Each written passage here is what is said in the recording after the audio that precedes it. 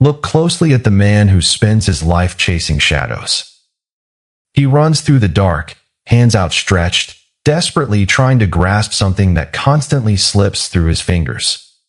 He believes that if he only runs faster, if he only begs louder, the shadow will eventually turn around and choose him. But a shadow has no substance. It cannot love, it cannot respect, and it cannot stay. What if the secret to attracting everything you have ever wanted is not to run faster, but to stop running altogether? What if the ancient Roman emperors and Greek slaves knew a truth about human attraction that we have completely forgotten in our hyper-connected, anxious modern world? There is a quiet, powerful state of being that turns a man from a desperate seeker into an undeniable force. A state where you do not chase, but are instead sought after. But to reach this, you must first be willing to destroy the illusions you have been fed since childhood. Let us begin with a fundamental, uncomfortable truth. How do you attract and retain a truly exceptional partner long-term? Not for a fleeting moment, not for a few months of superficial excitement before the novelty fades and they drift toward the next distraction. We are speaking of the kind of presence that commands respect. The kind of person who could choose anyone, yet chooses you, not because you pleaded, not because they settled, but because you are the obvious, undeniable choice. To understand how to reach this state, we must step away from modern relationship advice, which is often nothing more than a series of manipulative games and psychological tricks. Instead, we must turn to a philosophy that has stood for over 2,000 years. Stoicism. But this is not the dry, academic stoicism of textbooks. This is the practical, burning philosophy of survival, power, and self-mastery. The Roman philosopher Seneca once wrote that true happiness is to enjoy the present without anxious dependence on the future. When you apply this to your relationships, your career, and your life, everything changes. The anxious man is a repellent. The grounded man, secure in his own abundance, is a gravity well. But how does a man achieve this lack of anxious dependence? It is not through apathy or lazy detachment. It is through the relentless cultivation of what we will call edge. This is not a superficial attitude or a fabricated persona. It is a spiritual, mental, and physical state that demands everything from you. Because in this life, beauty, whether of character, of intellect, or of partnership, costs. It costs in time, in effort, in discipline, and in sacrifice. If you desire an exceptional life, you must first become an exceptional man. There are no shortcuts. Epictetus, the former slave-turned-master philosopher, wrote that it is not what happens to you, but how you react to it that matters. How you react to the painful, slow process of building yourself will determine whether you live in abundance or spend your days fighting over crumbs. To truly grasp this, let us look back at history. Consider the sweeping conquests of Genghis Khan. He did not merely conquer land. He conquered the imaginations and wills of millions. He possessed an undeniable edge, a terrifying blend of power, status, and absolute competence. When he walked into a conquered city, he did not beg for the attention of the most beautiful women. They were presented to him as a matter of course. He was the apex, the ultimate authority. The men who lacked his status, his strength, and his vision were left with whatever remained. This is a brutal, historic reality, but it contains a psychological law that remains true today. Human beings are drawn to power, stature, and purpose. If you wish to retain the most valuable things in this world, you must become a man of consequence. Marcus Aurelius, The philosopher king who ruled the Roman Empire at its zenith wrote in his private journals that the soul becomes dyed with the color of its thoughts. If your thoughts are consumed by insecurity, by a fear of loss, and by a desperate need for validation, your entire presence will reflect that weakness. People will sense it. They will smell the desperation on you, and they will run. But when your thoughts are dyed with the colors of ambition, purpose, and self-control, your actions will carry a weight that cannot be ignored. This edge we speak of is built upon 4 unshakable pillars: enterprise, discipline, gravitas, and exposure. Let us dismantle and rebuild each one. Have you ever noticed how some men seem to walk through life with an invisible compass, while others wander aimlessly, waiting for someone to tell them where to go? This brings us to the first pillar, enterprise. Enterprise is the monument you are actively building in the physical world. It is your career, your financial trajectory, your creative vision, and your obsession with mastering your craft. It is the direction of your life. A person of high quality does not want to be your compass. They want to join a ship that is already sailing toward a magnificent destination. If your primary activity at the end of a long day is retreating into a digital world, screaming at a television screen, or upgrading a fictional character in a video game, you are committing a slow, silent suicide of the spirit. Why be a king in a virtual world when you are a peasant in the real one? You cannot build a legacy through a game console. Real life is where the soil is rich and where the fruits of your labor actually sustain you. Enterprise is about solving difficult problems. The more complex the problems you solve, the more valuable you become to the world. When a partner looks at you, they need to see a future. They need to see security, resilience, and a man who is actively shaping his environment. If they see a man who wastes his time consuming the creations of other men, they will feel a profound biological insecurity. They will realize that if the storm comes, you will not be able to protect them. And so, they will leave. Seneca reflected that it is not that we have a short time to live, but that we waste a lot of it.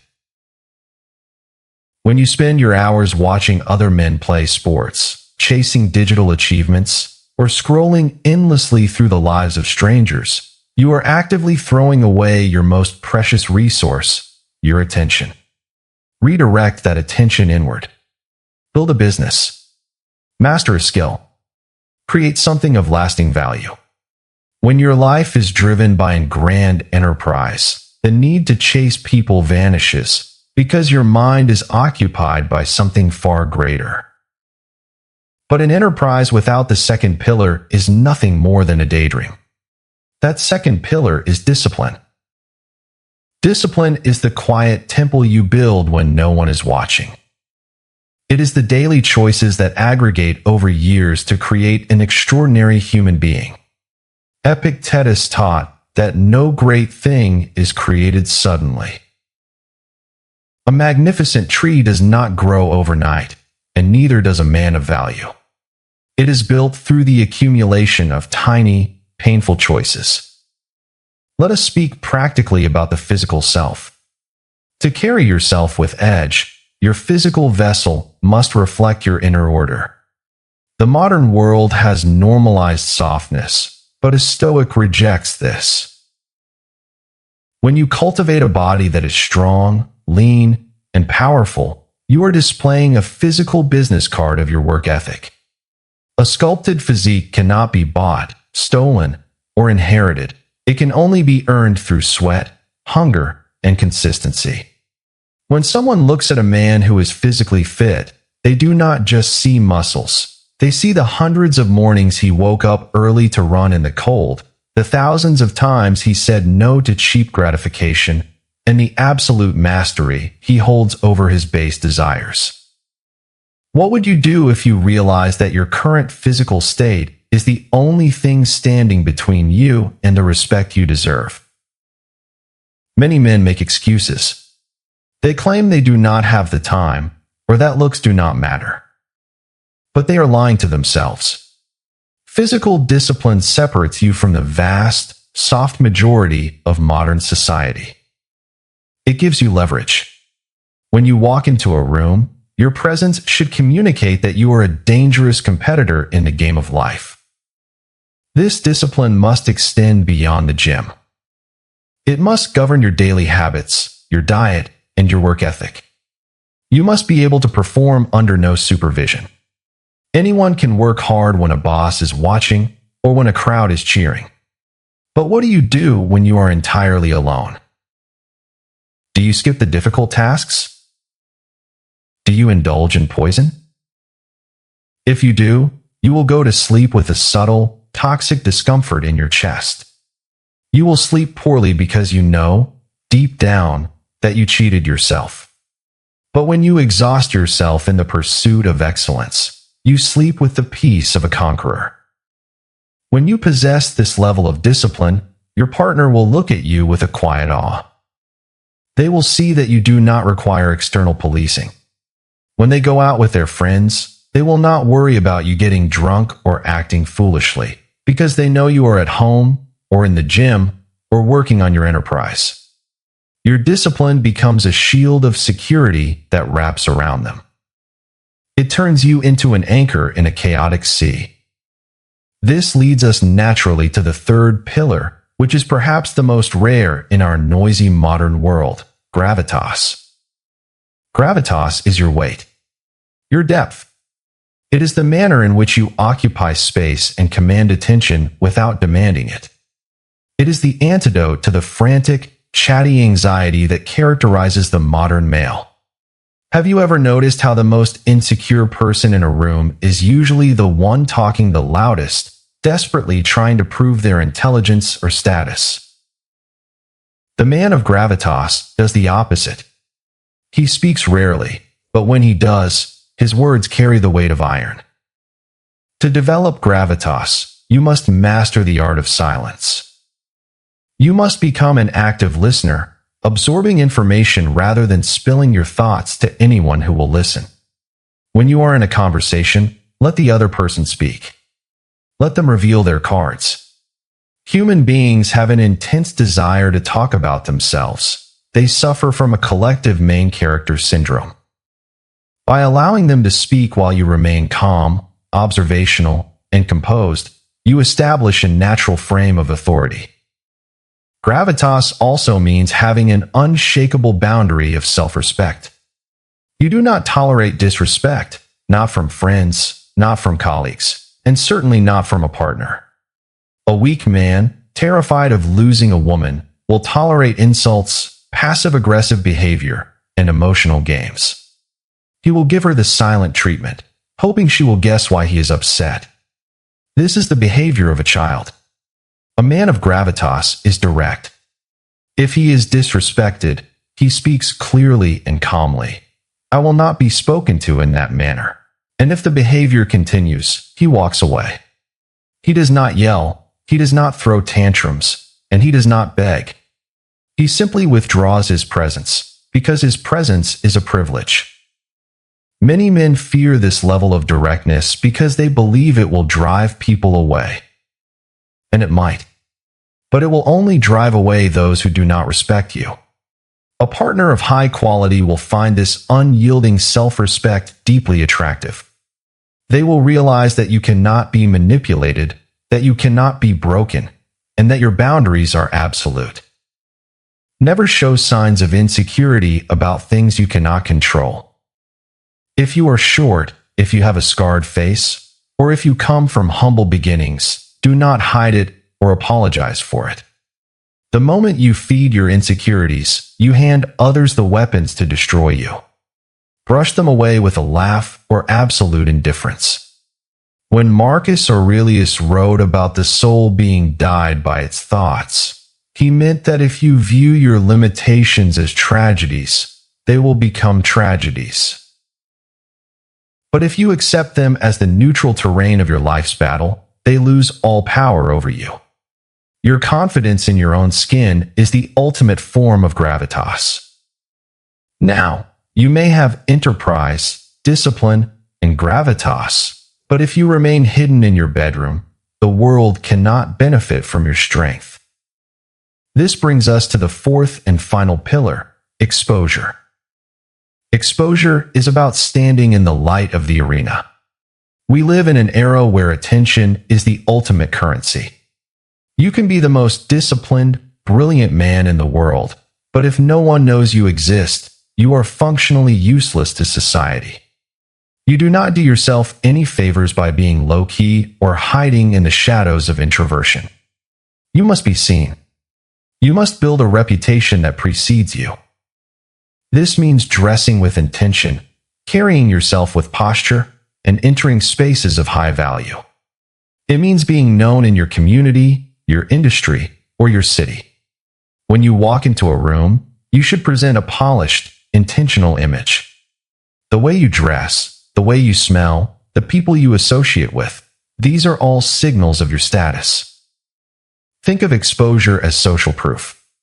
When a partner sees you navigating a room with ease, greeting people who respect you, and receiving positive attention from other high-value individuals, their respect for you increases exponentially. Human beings are deeply tribal creatures. We look to others to validate our choices. If a woman sees you standing alone in a corner, she will instinctively wonder what is wrong with you. But if she sees you leading a conversation, surrounded by people who are engaged and smiling, she will instinctively want to be close to you. This is not about vanity or superficial networking. It is about establishing safety. A man who has social proof is a safe man. He has been vetted by the tribe. He is not weird, he is not dangerous, and he is not a social liability. He is a leader.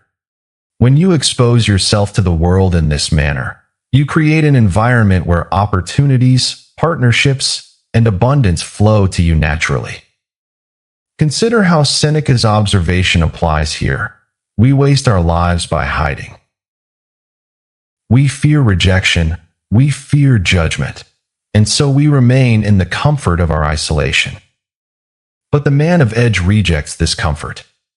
He steps onto the stage, he speaks his truth, he builds his network, and he allows himself to be judged by the world. He knows that some will dislike him, but he also knows that those who matter will be drawn to him like a beacon in the night. This is how you attract a beautiful life, and this is how you retain it.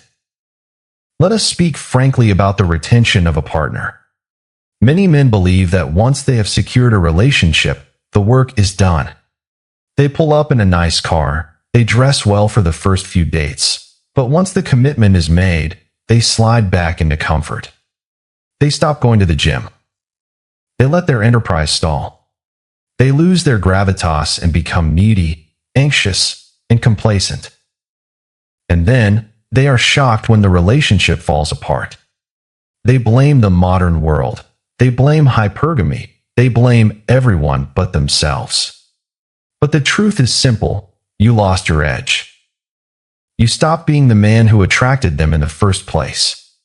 A high-quality partner will not stay with a man who is living paycheck to paycheck just to maintain the illusion of success, nor will they stay with a man who has surrendered his ambition. They will eventually look around and realize they can do better. It is a harsh, unforgiving reality, but it is the law of human nature. To retain what you have built, you must remain in constant competition, not with other men, but with the man you were yesterday. When you are continuously growing, when your enterprise is expanding, when your discipline is sharpening, and when your gravitas is deepening, you become irreplaceable. Leaving you would mean taking a step down, and human beings rarely choose to step down willingly. Imagine a life where you no longer feel the cold grip of anxiety when a partner walks out the door. Imagine a life where you do not have to double-check their phone or worry about who they are talking to, because you know, with absolute certainty, that you are the best option they will ever have. That is the power of edge. It is the transition from a man who chases to a man who is chosen. It is the ultimate freedom. But this freedom is not free. It must be paid for every single day. It is paid for in the early morning workouts, in the late night sessions of building your business, in the painful moments of holding your tongue when you want to scream, and in the terrifying moments of putting yourself out there to be judged. Ask yourself, are you willing to pay the price? Or are you content to remain among the 90% of men who live quiet lives of desperation, fighting over the crumbs left behind by those who had the courage to build themselves? The Stoics did not promise an easy life. They promised that if you mastered your own mind, you would become invincible. Let this be the day you stop chasing the shadows of validation and start building the fortress of your own character. Build your enterprise. Refine your discipline. Cultivate your gravitas. Expose your strength to the world. And watch as the life you once had to beg for begins to follow you, begging for a place in your kingdom.